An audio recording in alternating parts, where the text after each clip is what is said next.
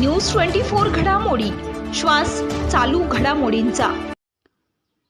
सोलापुरात पालकमंत्री चंद्रकांत पाटील यांच्या कार्यक्रमास मंडप उडालाय। अचानक आलेल्या वादळी वाऱ्यामुळे नियोजित कार्यक्रमातील मंडप उडालाय। उडालेल्या मंडपात आणि बरसणाऱ्या पावसात छत्री घेऊन चंद्रकांत पाटील यांनी आपलं भाषण उरकलंय।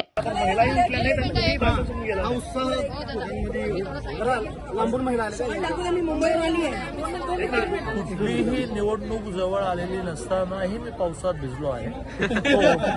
तो या सगळ्या महिला ज्या एका अर्थाने तीव्रतेने आल्या की सरकारचं आम्हाला अभिनंदन करतो, सरकारचं आम्हाला आभार मानतो आणि आमची घरं करा। त्याच्यामध्ये त्यांची इच्छा होती की पावसात कार्यक्रम करा। मी म्हटलं मी भिजलो तर काय फरक पडला, म्हणून आम्ही पावसात कार्यक्रम केला।